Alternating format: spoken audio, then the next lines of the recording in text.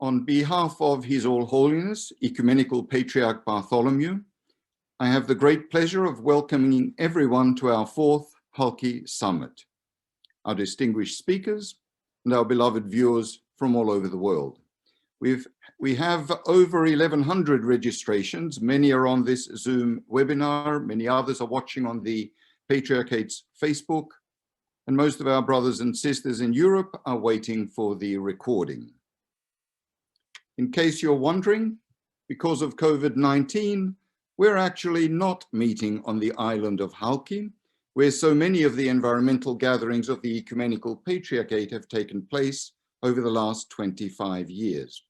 But it means that this time, more people have access to discussions that otherwise would take place on an intimate conversational platform. The pandemic has actually compelled us to do with less travel, less paper, less plastic. In fact, some commentators have argued that a silver lining of the pandemic is that economic and travel lockdowns caused a parallel reduction in fossil fuel consumption and carbon dioxide emissions. Of course, this is hardly a lesson or strategy for advancing any viable emissions program. Nevertheless, we do thank you for joining us on this journey from the comfort of your home as we discern and grapple with issues that we care about and that really matter to our world. Ecumenical Patriarch Bartholomew has prepared a special reflection for the summit. His All-Holiness raised the ecological concern of religions and churches to another level with his resolute commitment to this issue, often at great personal cost, always against persistent criticism. There is no other global church or religious leader who has placed creation care at the very center of his attention and service throughout his tenure, which now counts 29 creative and productive years. For the Patriarch, the ecological crisis is not a peripheral or incidental aspect of his ministry. It stems from the source of his spiritual tradition and constitutes the essence of his pastoral leadership. This has proved to be a profound influence on so many people in the Orthodox Church and beyond. It has certainly had a lasting impact on my own ministry and worldview, and I want to thank him once again for this, as for so much more. So it is my privilege and honor now to present the keynote reflection of His All-Holiness that officially launches this summit.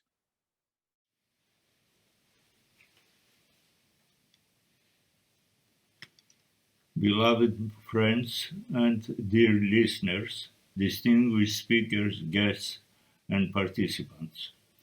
It is a special privilege to welcome you to this opening webinar of our Halki Summit, which marks the fourth in a series on environmental responsibility and sustainability.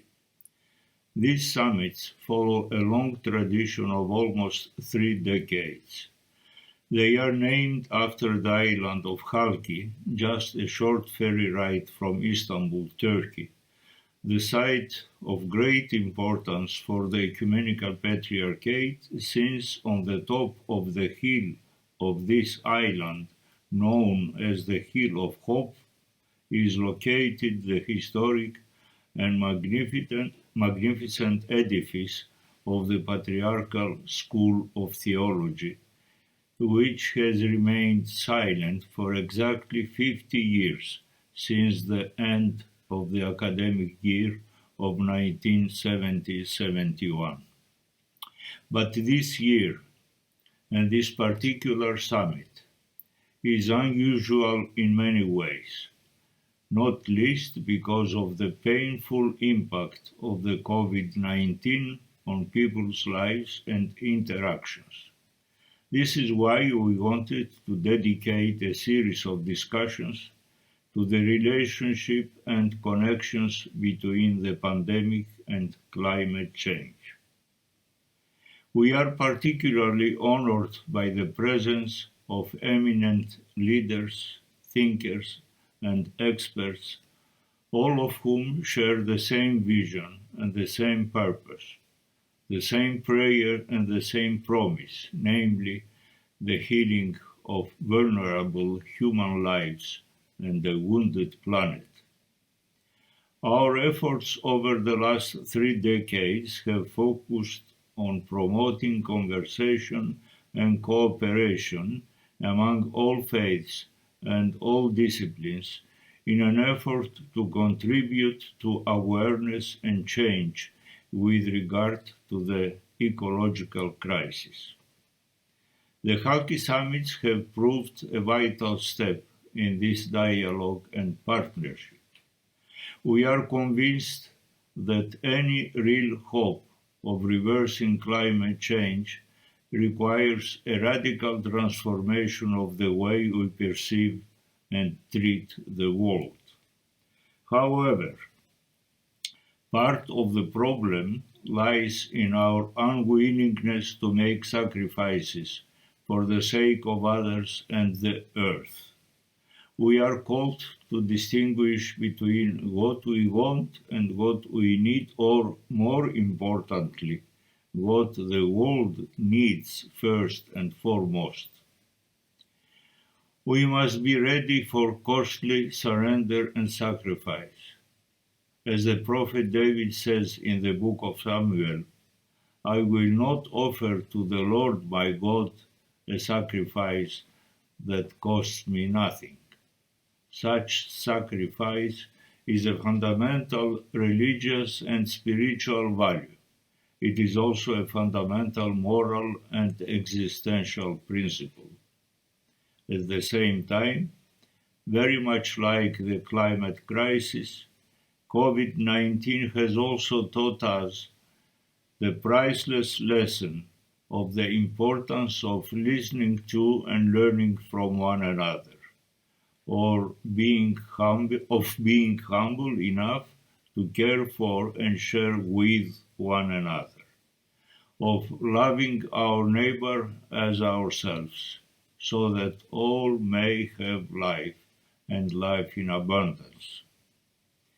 This unprecedented crisis has revealed the power and value of love and solidarity, which transcend human standards and bear the seal of God's grace.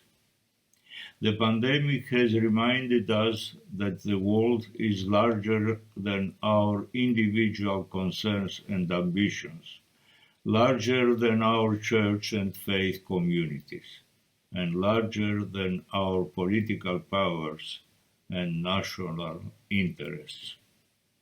During the period of this global crisis, with the mandatory restrictions and lockdowns, with the suspension of movement and travel, with the shutdown of factories and the diminishment in industry, we observed a reduction of pollution and contamination of the atmosphere.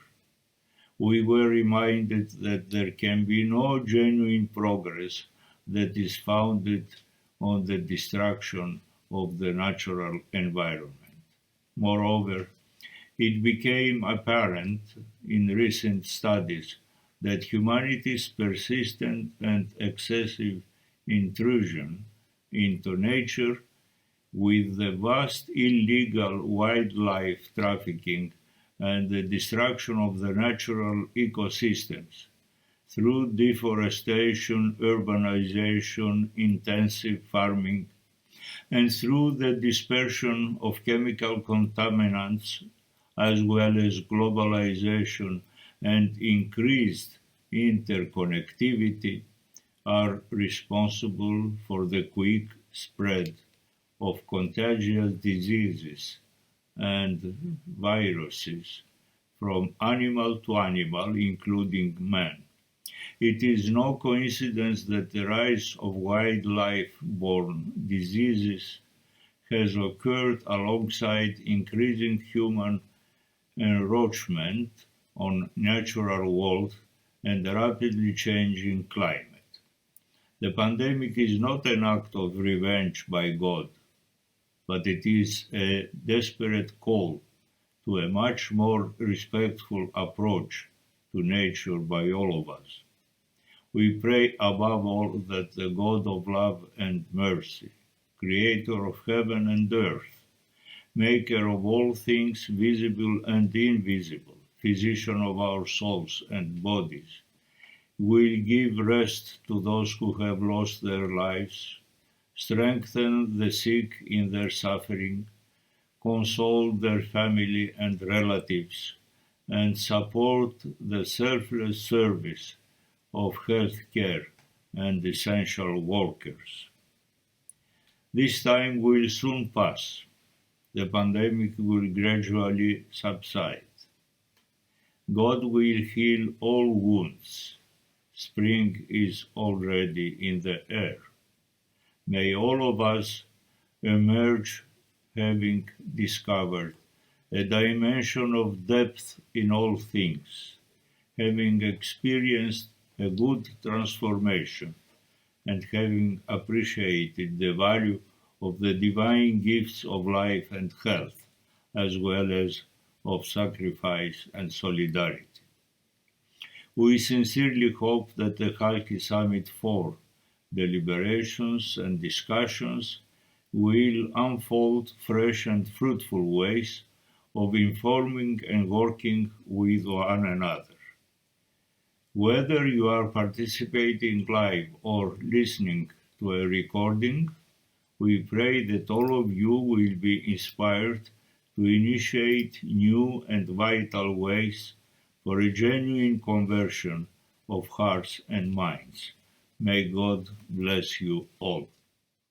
I should note that His All-Holiness has personally attended and set the tone for every seminar, every symposium, and every summit since his election in 1991. I want to move to our first guest speaker. Over the last year, we've been forced to face uncomfortable issues such as ecology, economy, and healthcare. COVID-19 is a stark reminder on a global scale of our failed relationship with the planet as well as with people. Loss of wildlife and natural habitats, as well as the repercussions of such losses on vulnerable and indigenous communities, are exacerbated by infectious diseases. We've long overlooked or denied these issues. And as a result, we've found ourselves ill-equipped and poorly prepared to address them.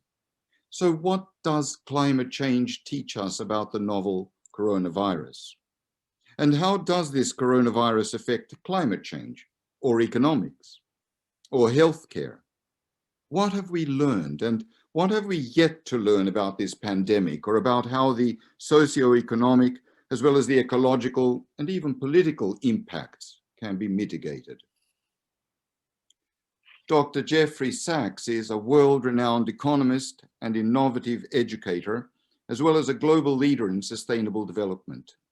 Widely recognized for his bold initiatives and effective strategies to address complex challenges in world markets, climate change, and disease, he serves as director of the Center for Sustainable Development at Columbia University, where he holds the rank of university professor. And let me remind you that as Professor Sachs presents his remarks, you're welcome to submit questions that we will in turn try and address to him. Jeffrey, it's an honor to have you with us. Father John, it is such a privilege and honor for me to be with you and with the participants all over the world. Let me send my greetings to all of the hundreds of people that are listening this moment, and so many others that will be joining this important conference. And what a profound, profound honor it is to be able to speak after his all-ecumenical patriarch. I think it behooves us to understand the absolutely fundamental and world-changing contributions of His All-Holiness in this sphere, because his leadership has changed the world and continues to do so. And I think it's extremely important for us to understand the core dynamics that are underway in the world today, and what we must do, and how his guidance has played such a crucial role in reorienting us. You know, for more than 2 centuries, I would date it in my own profession to the publication of The Wealth of Nations by Adam Smith in 1776. The prevailing ethos that governed the most powerful nations of the world and the most powerful economies of the world was more, build more, accumulate more, consume more, invest more.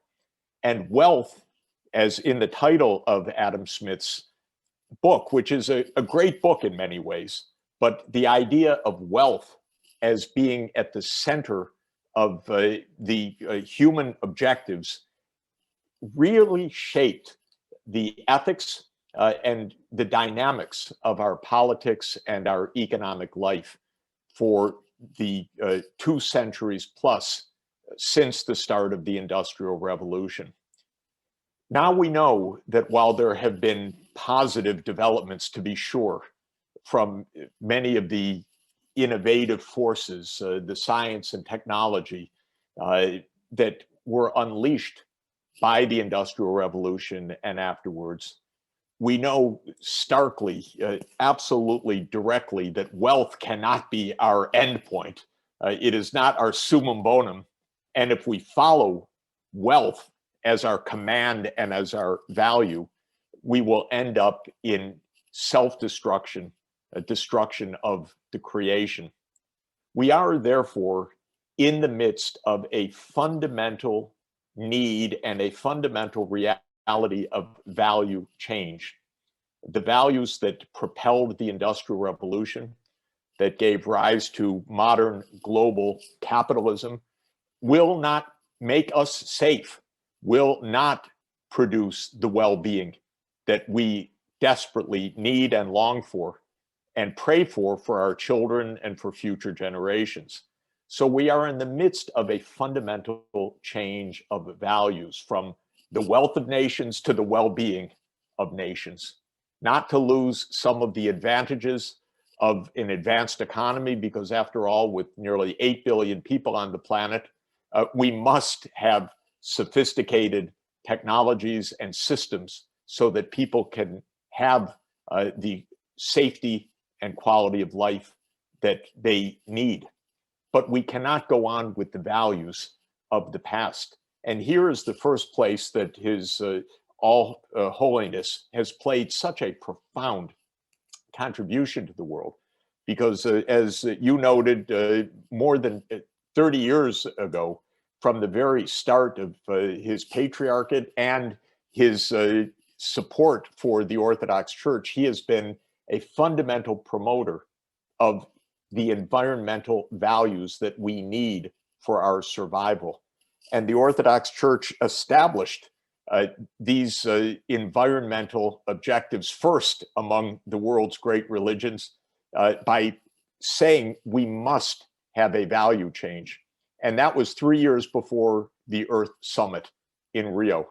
And it's been since that moment that the spiritual cause of protecting creation has been understood more and more widely across the world. And I know that we're in such profound gratitude for the inspiration of his all-ecumenical patriarch. We see when Pope Francis, in his fabulous encyclical Laudato Si in 2015, opens the discussion about the protection of creation, who does he turn to first? Of course, to Patriarch Bartholomew as his inspiration and as his guide. The second point that I think is fundamental that the Church has led on is, from the start, from the earliest days of the Patriarch's leadership in this area, he has championed science, because we need science together with faith. And the fact that from 1993, the Religious and Scientific Committee of the Orthodox Church helped to guide this effort is remarkable and truly important. By the way, I know this from a great book, your book.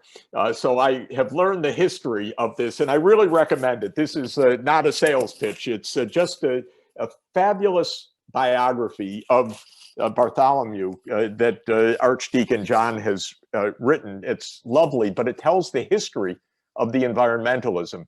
So I would emphasize bringing science and faith together is of fundamental significance. And of course, in the Vatican, also the Pontifical Academy of Sciences has been a profound contributor to shaping the Roman Catholic Church's response and the encyclical Laudato Si.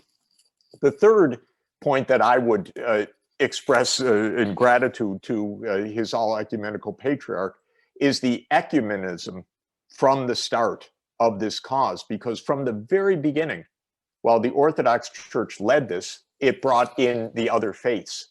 And it brought in not only the other Christian faiths, but it brought in faiths from around the world. And we need a global value change. We need a change worldwide of values. And when we look to other faiths, to Islam, to Buddhism, to Hinduism, to Confucianism, we find deep resonances. And you have one of the great scholars coming on shortly, Mary Evelyn Tucker, who has studied the different faiths and their contribution to environmental values. But the church has played a decisive role in bringing the faiths together. So I would emphasize the value change, the science and faith together, and the need for global values. I also, based on what I learned from your book, want to underscore the word sacrifice that his all-ecumenical patriarch used twice in his remarks, because I didn't realize that sacrifice comes, as you point out, from the roots of holy, sacer, and facer, to make. It is not to give up so much as to make holy. And so sacrifice in its fundamental sense is to make sacred. And this is something that is extraordinarily important for us. This is the sense of sacrifice when we are making our contributions to the sacred for the world, to protect creation and to protect each other. Now, is there reason for hope in all of this? It's a question you ask in the biography also from a couple of years ago. And I would say even in the dark days of the pandemic, there is real hope, and not only the hope that always we need to grasp, but real change that is underway and some dramatic opportunities in the coming year and years. I won't go into politics except to say I'm a lot more hopeful these days than a month or two ago, profoundly so.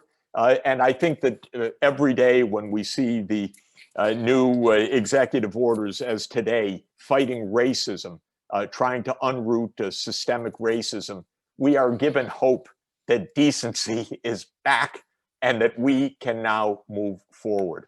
And on the first day of the new president's administration, the US was brought back into the Paris Climate Agreement.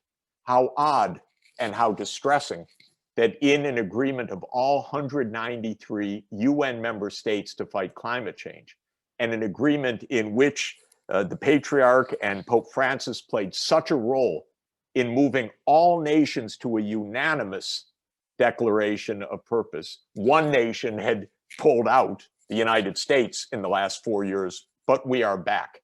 That by itself is a matter of hope. Science is a matter of great hope as well. In the midst of COVID, where we have not done the human job we could have done to contain the pandemic, and I count on there being much more opportunity now with good leadership to move forward on the basics of taking care of each other and stopping the spread of this virus.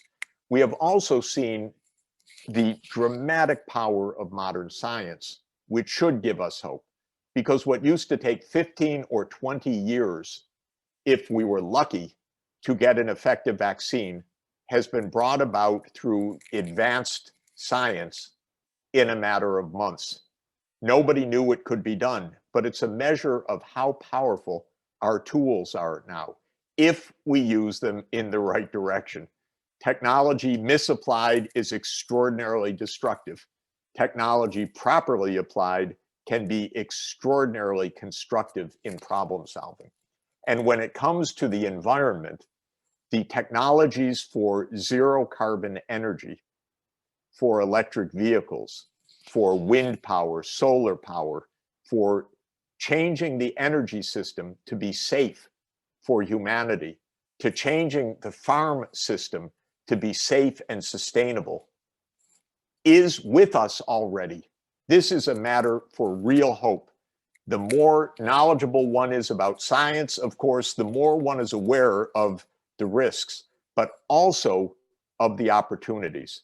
Because when we speak about decarbonizing by mid-century, as the European Union is doing, as China has committed to do by 2060, and we'll move that faster, I believe, as Japan and Korea have committed, and now as the new Biden administration is committing, we know from the technology that this is not just a pie in the sky idea, but is absolutely a practical, financeable, economical possibility that we must undertake, because it will clean the air, be more healthful for humanity, and protect the planet, and at essentially no incremental cost, which is incredible to think about.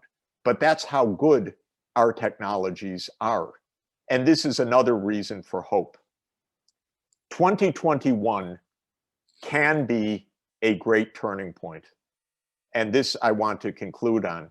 It can be a great turning point because the values of protecting creation have spread, because the lessons that His All-Holiness has shared with the world, that Pope Francis has shared with the world, has turned into specific global commitments, legal agreements, and pathways forward. In 2021, there will be 3 very important global summits, and I would like all of us to contribute to their success, cheering them on, telling our politicians support them, using whatever means we can to add our part to their success. There will be in November, as I mentioned, the Climate Summit. This will be in Glasgow, Scotland, actually home of Adam Smith, interestingly. And this is the opportunity for every country in the world to commit to reach net zero emissions no later than 2050. And Bill McKibben, who's coming on now, probably the greatest activist for this cause in the world, has been leading the way, opening eyes across the world in this. We can get every country in the world committed by November 2021 to this cause under the Paris Climate Agreement. A second major summit will take place the month before that in Kunming, China, called COP15, the 15th meeting of the Convention to fight the loss of biodiversity, so the Convention on Biological Diversity. This is a crucial opportunity to protect habitats that are under stress, to protect other species. And we can combine the climate and the biodiversity in this grand change of direction for the planet and for our governments. The month before that, at the United Nations, will be the World Food System Summit. This is the opportunity to take practical steps to end hunger and to move our farm systems to sustainable farm systems producing healthful diets. And incidentally, there is no diet more healthful than the Mediterranean diet.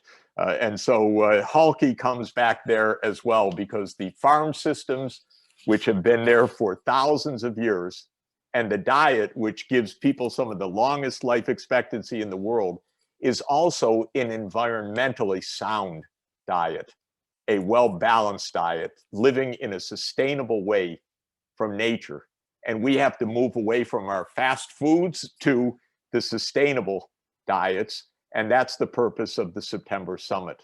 So let me conclude by saying that we are in the midst of a great change, a change fundamentally of values, a commitment to combine faith and science, a commitment to a truly ecumenical view in the Greek sense of ecumene, meaning all of the world, every place of habitation, joining in values. I want to express my gratitude to you, Father John, and to his ecumenical Patriarch for inspiring us so profoundly. And thank you for letting me have the honor and the joy to be with you today. Thanks so much. Thank you very much, Jeffrey. I would like to inform you that the Vatican and the Ecumenical Patriarchate are working closely together to prepare the religious response and sort of championing of these issues at the meeting in Glasgow in November. So you cast the net very widely, and I'm very grateful to you. You could have spoken on any one of those many issues, and we have a number of questions. I think I want to focus on 2 or 3 different ones. The first, you spoke, as the Patriarch did, he spoke of a good transformation. You spoke of a fundamental change of values. And the questions that several people are asking are, this is important, this change, this metanoia, this change of mind, this conversion. But how do you do that when people are so deeply invested in the current status quo? Or another question, what are the key barriers to this value change that you're talking about? How do you shift from the value of wealth to well-being? You probably know that the headline from yesterday's Washington Post read, the pandemic destroyed 220 million jobs worldwide, but billionaires got richer. So what's going on there, Jeff, and how does that work? Well, I think starting at that point, we should understand that the market economic system, while it has its strengths, does not produce by itself ethical outcomes. This is the most fundamental point. A market system must live within moral boundaries. If it is unleashed and taken away from morality, if the market itself is made the idolatry so that the market is the measure, we end up with wealth beyond imagining, impoverishment beyond imagining, and suffering in the midst of great wealth. And this is the confusion that has enveloped so much of our thinking. It never was before 1800 the idea that the market was a measure of morality. But in a strange quirk of fate, really led, it's got its own religious roots. It can be traced a bit to Calvin. It can be traced a bit to the Puritan idea of calling. It can be traced to the secular changes that Mandeville, Hume, Smith, Malthus, and others brought about. We had a transformation of values, and wealth became the bottom line, as it were, not only on the balance sheets, but actually as the measure of people. Suddenly, poor people were just a cost to society. They were no longer people with dignity. They were just a cost. And the whole question became, how do you minimize that cost? And so this change is actually not our natural state of ethics. It is a diversion of 2,000 years plus of ethics. Aristotle would never have had it. Jesus certainly would not have had it this way. But it became, in the Anglo-American ethics, in a strange kind of history, a bottom line. it unleashed a tremendous amount of economic power, but it also unleashed a tremendous amount of brutality, because if wealth became your mission, then confiscating other people's property, domination, war, and imperialism was also part of your wealth creation. And I would say we need to go back to our roots in part. This is for sure. I look back to Aristotle, to Christian teachings, to St. Ambrose, who said in 380 in Milan that when a rich person gives something to a poor person, he's not making a gift to the poor person, he is restituting what is the poor person's, because the creation was for everybody. The idea that the Catholic Church calls the universal destination of goods. These are powerful ideas that can absolutely help to steer a market system that has its pluses, but never should be confused with ethics. It needs ethics. It needs the moral framework. How do we get there? We understand that when what we call our ethics is leading us to self-destruction, we need to reconsider. And that's why we need to follow the teachings of the church. We need to read the encyclicals of the Patriarch and the Pope. We need to rethink our ethics. We need to understand the sources of our current ethical ideas as I learned them in my economics classes, for example. And now I'm spending a career unlearning what I was taught because it was a wrong lesson that was given. But I would also impart, I have to as an educator, I believe that almost every ethical tradition says that education is essential. And I believe that the education for sustainable development, education for global citizenship, called for in the Sustainable Development Goals, is vital. And this is part of what we need to do, is to help empower young people to have the values that will keep them alive and our planet alive. And that is a deep task for the new ethics. Thank you. Thank you also for your personal, almost confession, your, your acknowledgement of your own conversion, in a sense. I remember asking my son Julian about, the Sachs that wrote in the past and the Sachs that writes now, and Julian says, this one's the real Sachs. Well, you learn all the time. That's what's, I think, crucial. Yes. You learn all the time. You keep your eyes open, you keep learning. This is crucial. So a follow-up question, sort of leading from that idea of the shift of, the paradigm that's important in our world. You spoke of the power of science, the power of technology, that there's a positive dimension and contribution that both science and technology offer. So one question that we've received is, I appreciate your insight that the pursuit of wealth will not save us, nor will it solve humanity's problems. But I wonder what you might say about the ways in which some entrepreneurs, like Elon Musk, have figured a way to seemingly simultaneously advance the cause of climate action, but also provide notable financial returns. Well, I think this is a good and very interesting point, that what Elon Musk did was to understand the direction of change that was needed. He's a brilliant engineer, so he got there first, and now he has a electric vehicle company, Tesla, which is worth more, last time I checked, than all the major automotive producers in the world combined, other than Tesla. So it's whether that's a market bubble, that's another matter, but it is a tremendous accomplishment.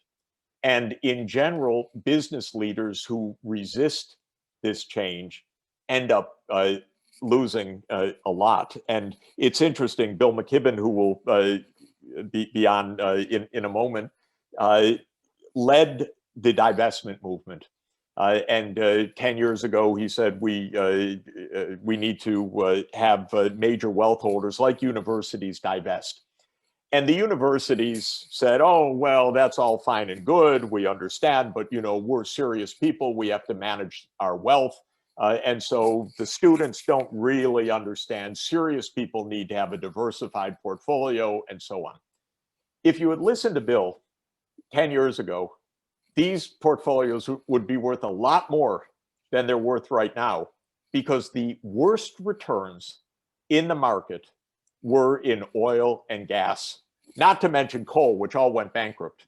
And the point is, betting against the change that humanity needs is not such a smart bet. And so it's possible to make money in the right direction. By the way, though, once you have $200 billion, I'd like Elon to use that for the good of humanity. And that's another side of the equation. It means that what you earn in the market isn't your personal value, and the use of that should be for society. Very interestingly, one of the titans of industry of the late 19th century, Andrew Carnegie, wrote something called The Gospel of Wealth. He had become richer than Croesus in the 1870s and 80s. He said, I'm so good at making money, but it would be a shame to die with wealth, because this money should be used for humanity. And I would point out that the 500 richest people in the world, including Elon and the other 499, have a combined wealth right now of $7.7 trillion. So these 500 could end all poverty in the world, could ensure that every child has a place in school, could ensure that everybody has access to healthcare, and so forth. 500 people. And this, I think, is a kind of calling and a responsibility, but the market system by itself won't make that happen. Jeffrey, thank you so much for making the time. I know, as you've told me, that your webinars begin at 5 a.m. and finish close to midnight. So we're grateful that you took the time to share with our listeners and to enrich our summit. What an honor. Thank you so much, and all best wishes, and see you soon. Bye-bye. Thank you. Bye. We turn now to our second speaker, Mary Evelyn Tucker. Welcome. Mary Evelyn is co-director of the Yale Forum on Religion and Ecology. With her husband, John Grimm, she organized 10 conferences on world religions and ecology at Harvard University that began in 1995, the very year that I arrived in America. And they edited the 10 resulting volumes from those conferences. And with Brian Swim, she co-authored a book and co-produced a film entitled Journey of the Universe. She also served on the International Earth Charter Drafting Committee. Mary Evelyn, you've long been associated with the symposia of the Ecumenical Patriarchate, and I thank you for that. But I especially thank you for being with us this evening. Thank you, John. And what a pleasure, what an honor. I echo Jeff Sachs' comments. The Ecumenical Patriarch has been clearly a singular leader, as you said, and I'm so grateful to have been on so many of the symposia that he led. I just want to say, as an anecdote, John, I think we even met again in '97 in Santa Barbara when His Holiness said, to much acclaim, what we are doing are crimes against creation and ecological sin. That was picked up in the LA Times and has been a marker in his distinguished career for a long, long time. So I remember that very well. So Mary Evelyn, I know that you've been involved in sort of connecting religions and ecology for many years now, through these conferences, through your writing, through your own contact with people, and especially through your friendship and respect for Thomas Berry, the cultural historian, Father Thomas, who used to say, we can't have healthy people on a sick planet. What did he mean? Well, it's a very iconic phrase of his, and I think we're seeing it in full expression right now with COVID, sickness of people, and climate change, climate emergency for a whole planet. And we're seeing also the connection of these things. And one of the ways I want to just think about this is, for the last number of years, especially in the US, we have been suffering with sad, bad news that is quite overwhelming to all of us. And the fresh air coming forth now from DC with compassion and so on is part of this metanoia, part of this worldview change that we're into.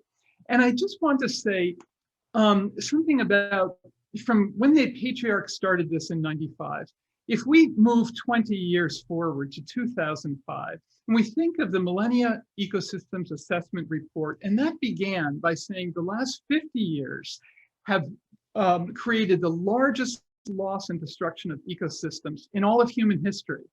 Now, how do we even absorb that idea? It's very, very difficult.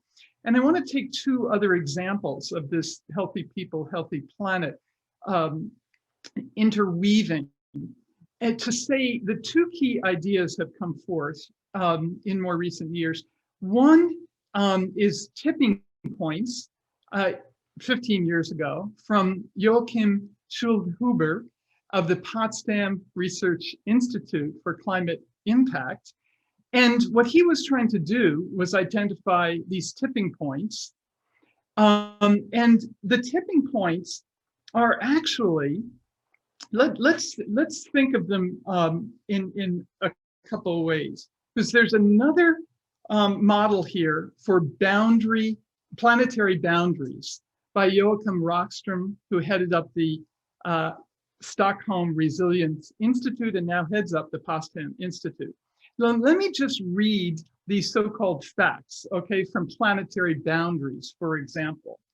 Now, if we think of this as a litany of loss, what does that do to our worldview? Ozone depletion, biodiversity loss, chemical pollution, climate change, ocean acidification, freshwater consumption and hydrological cycles, land system change, nitrogen and phosphate flowing into biosphere and ocean, aerosol and atmosphere. This is a litany of loss, and we've got to repossess that in a way that brings it into the human heart, changes the human mind, and activates the soul of human energy for change. Now, if we take the same idea of these tipping points and see them as a litany of love, a litany of love, a litany of kinship, a litany of relationship. The Amazon rainforest, Arctic sea ice, ocean circulation, boreal forests, coral reefs, permafrost. All of these are part of the kinship of the human family. And I want to underscore here that as we begin to put together loss and love, despair and hope, and a whole range of other things, this metanoia, this transformation may take place. So I want to put that forward, and I want to just invite the great research centers that I've mentioned, science-based, all of whom are deeply concerned about the future of the planet, the Woodwell Institute for Climate Research that I'm on their board, the Climate Central in Princeton. We need to bring this sense of the spiritual transformation of the human in relation to the Earth community. So that's the first point that I wanted to offer here. It's not just scientific fact, it's values. It's not just our minds, it's our hearts that are changing right now. So that's right. The question is, what exactly can religions bring to the table here? What are they doing, and what can they do better, more effectively, in order to respond to, well, the crises, both the pandemic and climate change?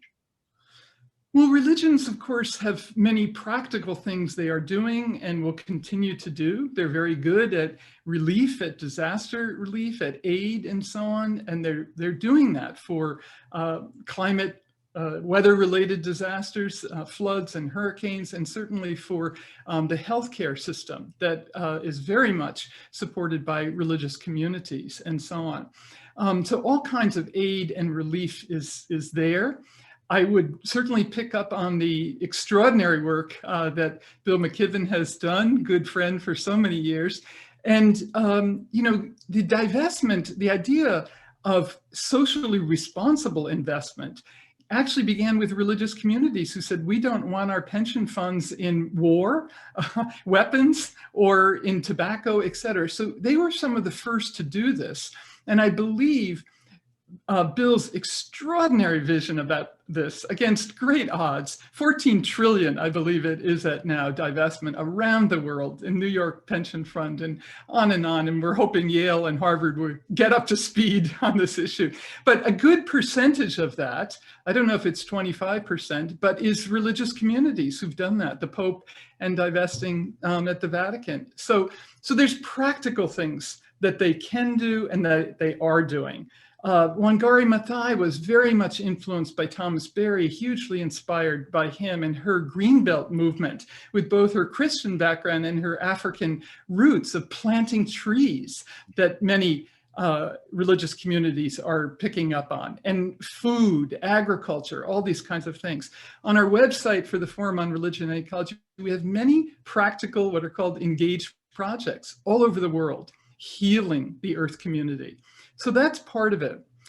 But if I could, John, take a step back with you as my Orthodox brother, why I so love the Orthodox tradition, and John of Pergamon, Metropolitan John, will be speaking, I'm sure, on this, is that this tradition, perhaps more than any other of the Christian traditions, has held at its heart a sense of the sacredness of the universe and the earth. As one of the questions said, there's a cosmic temple and we are living icons. And that is what the Patriarch and the theologians and you, John, have brought forward in so many ways. So let me say, this is where, of course, the relationship to Teilhard de Chardin, Thomas Berry, our work on Journey of the Universe is so compatible. This is not just an abstract idea. This is a worldview change that has immense possibilities of activating human energy. Teilhard came to some of his deepest visions of the unfolding of evolution and its powerful complexity and its growth in consciousness to self-reflexive consciousness in the human in the trenches in World War I, in the midst of deep destruction. And he said, and yet, something is emerging from the entropy and energy of this process. So the notion, the tradition I study most, Confucianism, has influenced perhaps more people than any other on the planet because of the size of China, the length of its history, its influence all over Hong Kong, Singapore, Vietnam, Southeast Asia, and certainly here in the US. Its cosmology is cosmos, earth, and human. And the metaphor is heaven is my father, earth is my mother. Even a small child as I have a place in their midst. And we complete the universe and the earth in all of our actions, in the working with the fecundity of the transforming and nourishing powers of heaven and earth. That means solar energy, wind energy, etc. But if we see it as a cosmovision, as indigenous people do, with a cosmopolitics, we have a new sense of metanoia, I think. And all the world's religions have these kinds of ideas. Thank you. And you're right, Metropolitan John will actually be speaking tomorrow. So he's honored us with his presentation as well. Let's talk about the bad news a little bit, because we'll be focusing more on this issue actually tomorrow evening. But I wonder if you would say something about the fact that religion doesn't always get it. It doesn't always get it right. And Christianity hasn't always gotten it. we have the Patriarch and the Pope and their vision and so forth. It's easy, it's tempting to be complacent in their leadership, but the fact is that, when it comes to what's happening in the various dioceses and parishes and communities, there's very little embracing of this vision. So I wonder if you can say something about the denial of science. And it's the same whether we're talking about climate change or even about COVID-19. The truth is that Christianity and religions in general are latecomers to all this. It took a long time for churches, took a long time for clergy to respond to science, which they either resisted or even rejected, and they still do. Yes. So why do you think that is? Why especially in America, do you think, are these issues so politicized? Yes. Well, it's a great question. And I love, especially because I've been saying for years, religions are late, but necessary. Science, policy, economics, technology, necessary, but not sufficient with the moral force. Gus Speth, one of the great environmental leaders, brought us to Yale 15 years ago because he said precisely that. The values are missing. The arts are missing. The different ways of telling the story are missing. But your question is so important. And I think, though, this reference to tipping point on some of the biological and ecosystems measures, there's also a tipping point, I would say, beginning now. I had a conversation this morning with UNEP's new Faith for Earth initiative, which is just a couple years old. We were working with the United Nations Environment Program, UNEP, in 1987. United Nations resisted religions, you see. And certainly this split of church and state, which has been a very important part of American life, is part of the issue. But I think the deep distrust of science and religion in this country and in certain parts of the world is a very unfortunate block. Now, how we overcome that, right now, this week, I'm going to be talking to World Resources Institute, one of the great think tanks on the environment. They're trying to figure ways to bring in the religious communities. Most of the large environmental organizations, scientifically based, are trying to do that as well. I want to mention one extraordinary project, the Interfaith Rainforest Initiative, supported by the Norwegian government, also at United Nations Environment Program, and our religion and ecology and other religion groups are working to elevate the voice of indigenous peoples in rainforests with the churches in that region and the scientists and the policymakers. It's an extraordinary initiative, and we're bringing that effort into the coalition of our forestry school here at Yale. So we're trying to bring the scientists at Yale into dialogue and actually help for educating religious leaders, because we have a huge gap of understanding of these environmental issues by religious leaders. So there's many reasons here for the lateness, but the persistence is what's important. And I think change is on the horizon for sure. Yeah, and that's where your forum and your work has excelled in terms of bringing religion into sort of a prominent position and to have a visible role and voice. There are a number of questions, and I might finish with these, Mary Evelyn. There are several questions that talk about how can we encourage people, or how can we ourselves rise above our ideological differences and confinements to embrace what it is that religions or the gospel, for instance, proclaims. How do you spoke of education, how do you educate, how do you involve a large part of a culture and society that might be unwilling to respond to these problems? Do you have any insight? Well, that's a great question. And what we've been trying to do over the last 7 or 8 years, with the encouragement of our dean at the School of the Environment, Peter Crane, the former dean, and Gus Speth also, is to do online learning. Many of the seminaries are already doing online learning, but our Journey of the Universe, There's 3 courses on Coursera. There's 37,000 people involved with these courses.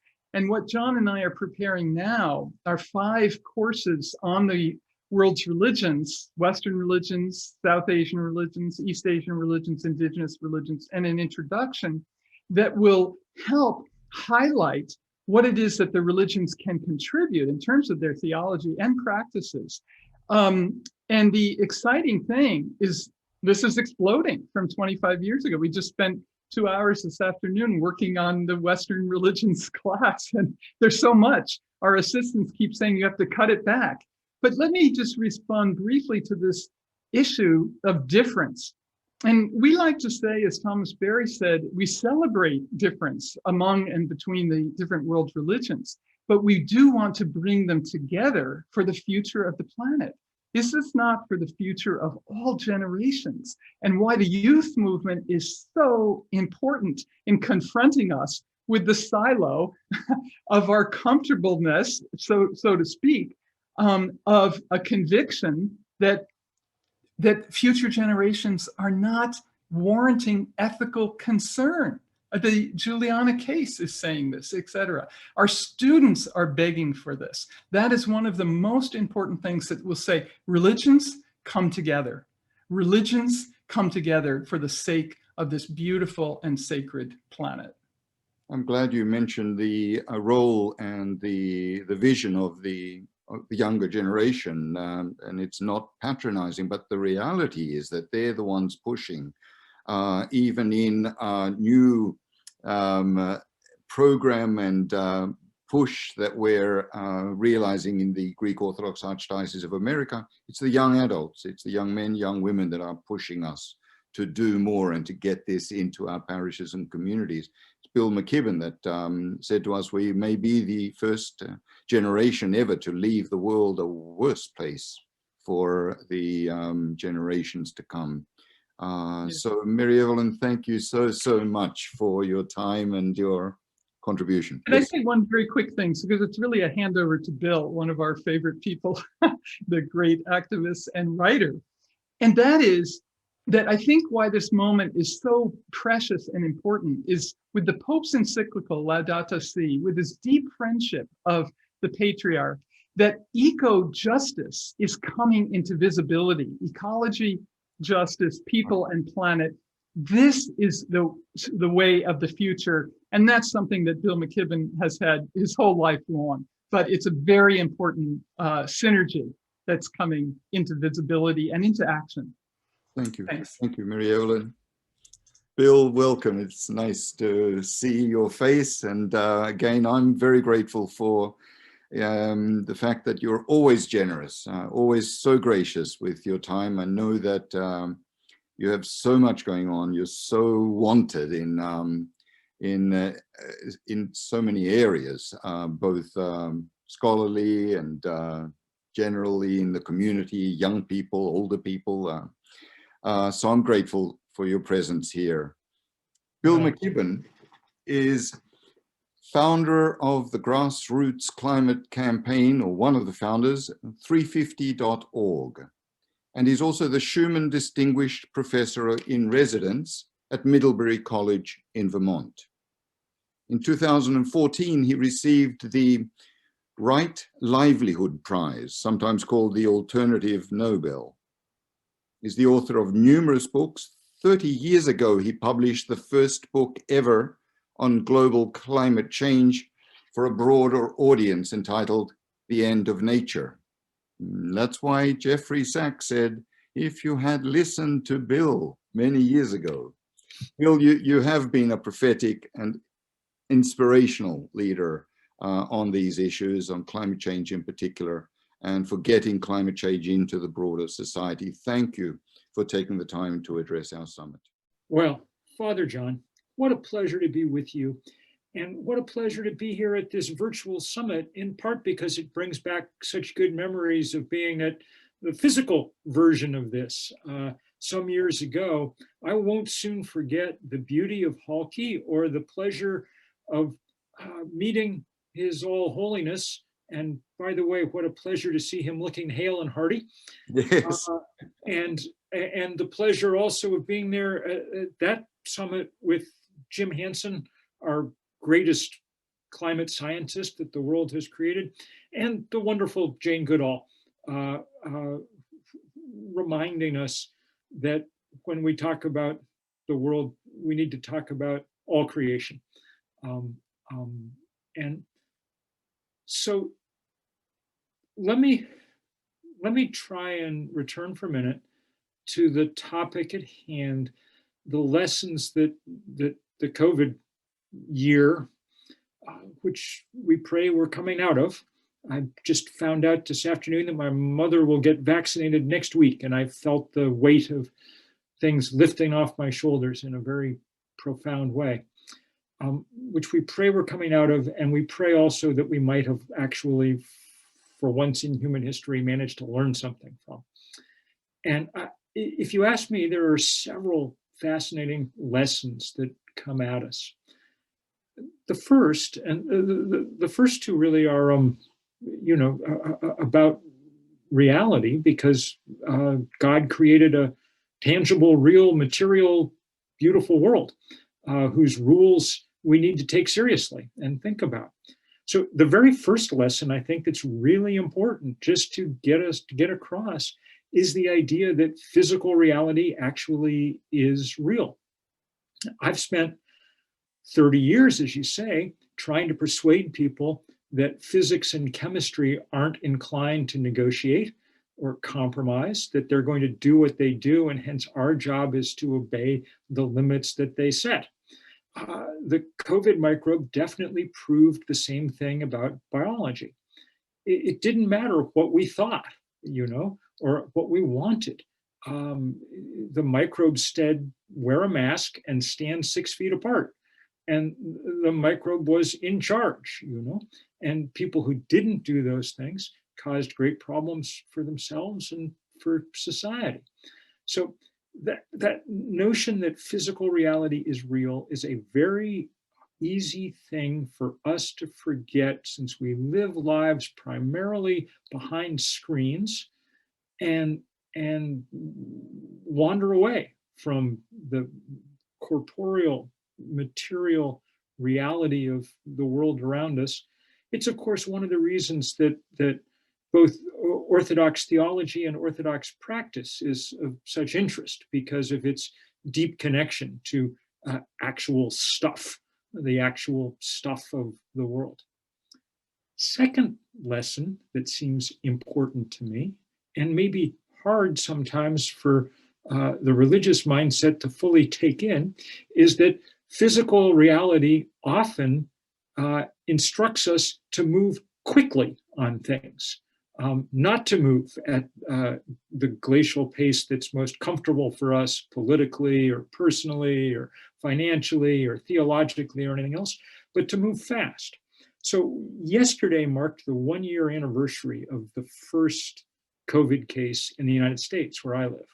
And that same day in January was the first COVID case in South Korea. So we started from the same starting line. The South Koreans moved very quickly to do what needed to be done, setting up regimens around testing and tracing and so on. And as a result, they got ahead of the curve. They flattened the curve, to use our terminology of the past year, and made it through the year with very little loss of life and without the same kind of great damage to their economy.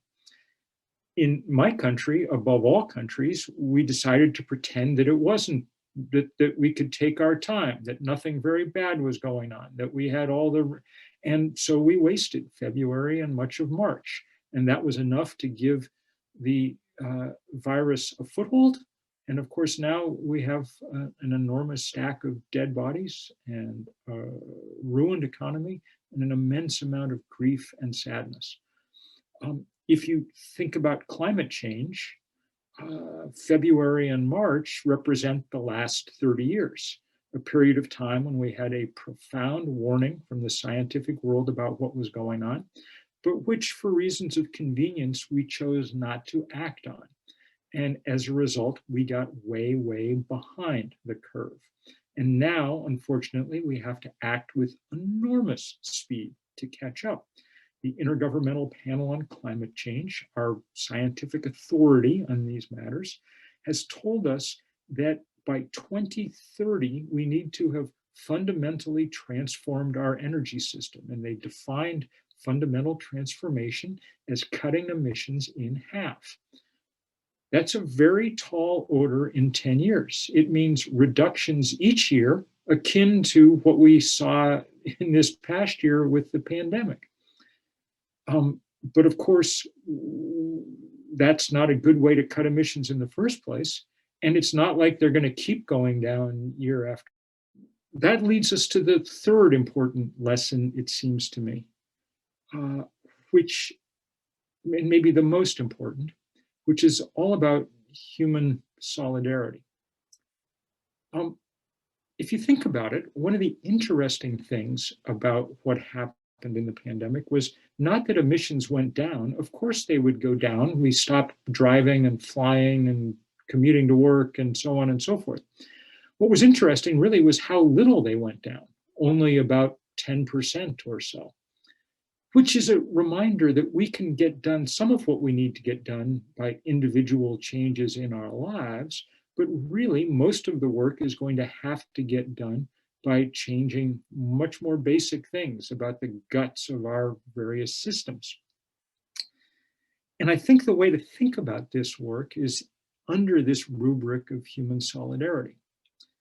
In the United States, we've spent most of the last 40 years under the political shadow of Ronald Reagan, the most skilled politician of my lifetime, probably. And what he instructed us was that we were each to look out for our own selves. As he always would say, the government is not the solution. The government, that is all of us acting together, is the problem.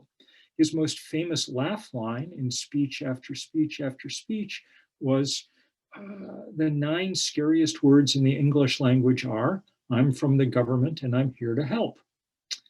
Now, I think that this is what Professor Sachs was referring to when he talked about the kind of ethicless dimension of the market. The idea that markets will solve all problems is an attempt to do without the work of thousands of years of the kind of ethical and religious thinking that Mary Evelyn Tucker so ably has summed up in her remarks. And the pandemic, like the climate crisis, shows in the end, bankruptcy of this way of thinking about the world. The 9 scariest words in the English language are not, I'm from the government and I'm here to help. The scariest sentences in the English language are things like, we have run out of ventilators, or the hillside behind your house is just caught on fire, okay? And there's no way to solve these kind of dilemmas by each of us trying to get richer. They can only be solved when we decide to work together, to join together as human beings with some affection for each other, and especially with some affection, as the Gospels clearly point us towards, for those who are poorest, most vulnerable, most at risk. It's always worth remembering that the iron law of climate change is the less you did to cause it, the sooner and the harder you are hit. And I think we've been really seeing that this year in the most profound way. You know, Father John, that we had the most active hurricane season in history this year, and in the Atlantic. And we ran through the Latin alphabet, and we ended up in the Greek alphabet. And all of a sudden, the Orthodox scholars were, because they could remember which order the, hurricanes were going to come in now. We got way down. I believe we reached, I think the last hurricane of the year was Hurricane Iota.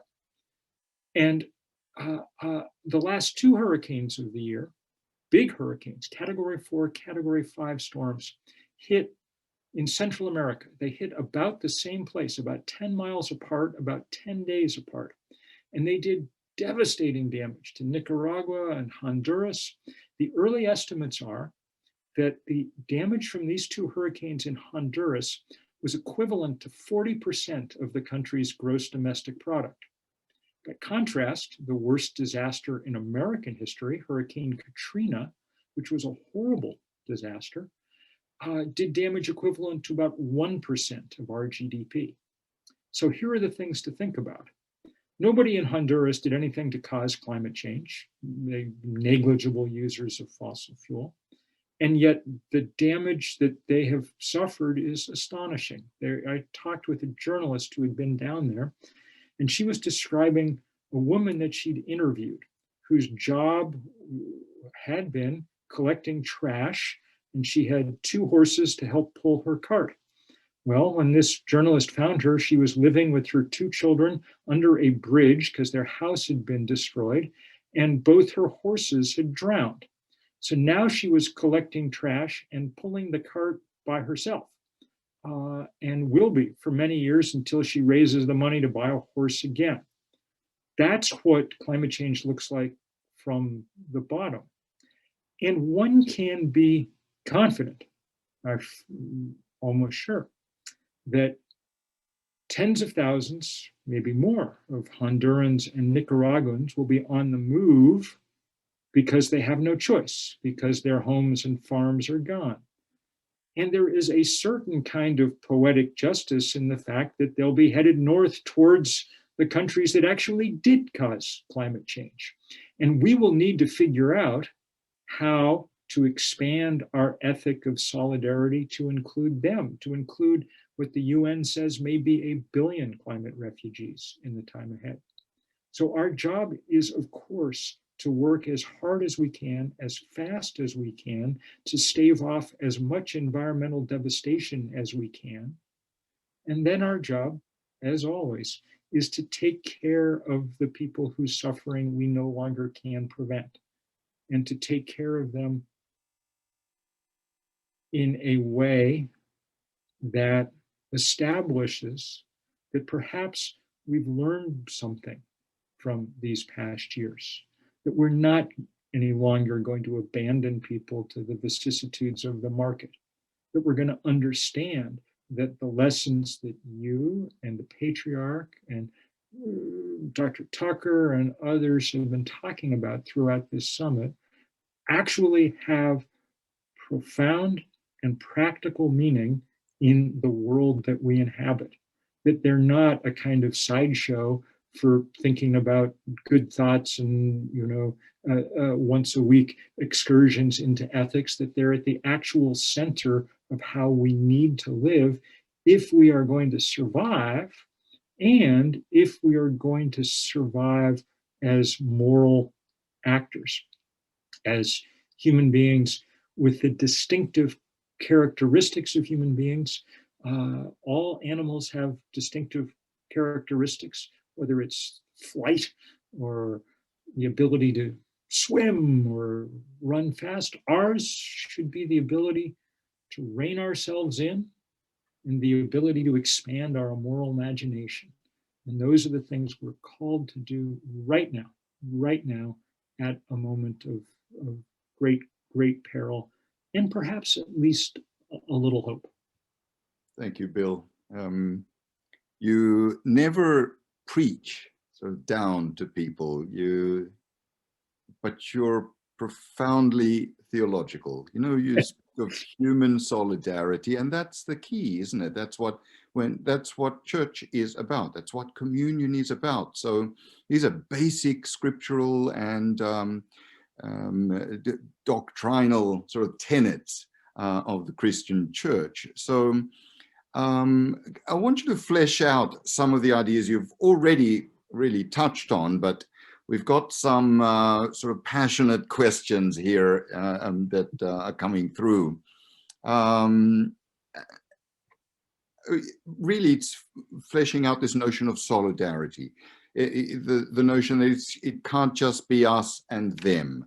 So we have several questions about China. Mm. It's not our fault. It's China. Hmm. They're the problem. So what do you say to that? Well, first of all, let's do some math. I mean, if we're talking about climate change, I mean, the math's pretty easy to do. The US has poured far more carbon into the atmosphere historically than China. And the carbon dioxide molecule lasts 100 years or more in the atmosphere. So the stuff we spent a century pouring into the atmosphere is precisely what's heating things up now. Second, I mean, in moral terms, if we're going to talk about it, certainly per capita emissions would be the way to think about it, right? Because otherwise, I mean, China could just divide itself into North China, South China, West China, and East China, and the problem would be solved because each of them would only have, would have smaller, well, of course, it wouldn't solve anything because, that's not how physics works or counts things. But it's worth remembering that in per capita emissions, the Chinese are a shadow of what we have. Third thing to say is the Chinese at the moment, having, yes, built a lot of coal-fired power plants in the last 20 years, a big mistake, and one that the Western fossil fuel industry played no small part in helping promote. But at the moment, the Chinese are building renewable energy faster than any place on Earth and by a large margin. And in the process, over the last decade, it's Chinese manufacturing that has driven down the price of renewable energy to the point where it's the cheapest form of energy on Earth. Now, truthfully, I think that there are lots of reasons to be unhappy with China. The rampant discrimination against Uyghur Muslims, the subjugation of Hong Kong, the pioneering of a mass surveillance state, on and on. These are reasons to look with great wariness on Beijing. But I don't think that it's fair to tag them as the culprit in the climate crisis. And I think that certainly for the last few years, they've been playing a more constructive role in the climate crisis than my country has. And others. We keep talking about America and we feel better about what's happening now, but Australia is not doing very well on this. No. All right, another us and them kind of dilemma here. What about the fact that all this has become so politicized, as I mentioned earlier? How do we rise above the political ideologies? Well, look, again, I'm going to refer to the US because it's at the heart of this question in a lot of ways. Although the same thing is true in other countries, Canada and Australia and parts of the EU and elsewhere. The reason, I mean, there's no good reason logically that this should be a politicized question at all. It's a question about physics, yes, and yet, and for most of the 20th century, questions around environment in the United States were not particularly politically polarized at all. Republicans were as likely to be conservationists, and as Democrats, it was Richard Nixon that signed the Clean Air Act and the Clean Water Act and so on. What happened historically was that 25 or 30 years ago, the fossil fuel industry, which we now understand a lot about through great investigative reporting, realized that they had a terrific problem with climate change. The fact that their product was destroying the planet was going to be, well, it's going to be a problem for the planet, but it was going to be a problem for them too. And instead of setting out to solve that problem in a responsible way, which would have been to, start converting energy systems to renewable energy and perhaps to have helped to own that transition, they instead did the kind of diabolical thing of erecting a massive edifice of deceit and denial and disinformation around climate change. And that was what polarized things. We went from a Republican president in 1988, George H.W. Bush, when this problem first became public, announcing that he would, quote, fight the greenhouse effect with the White House effect. We went over 30 years of concentrated disinformation to the Republican president of the United States announcing that climate change was a hoax manufactured by the Chinese, managing to be both, illiterate and scientifically and xenophobic in one sentence. That's what happens when you have that kind of polarization. The fossil fuel industry, with massive political contributions, purchased a political party. The Koch brothers, the biggest oil and gas barons in North America, became by far the largest donors to the Republican Party. And so you reached a point where people were unwilling even to admit the existence of obvious physical facts on the ground. They would carry snowballs into the US Senate as some proof that because it snowed, global warming couldn't exist. I don't know how one overcomes that polarization, except that it seems to be happening.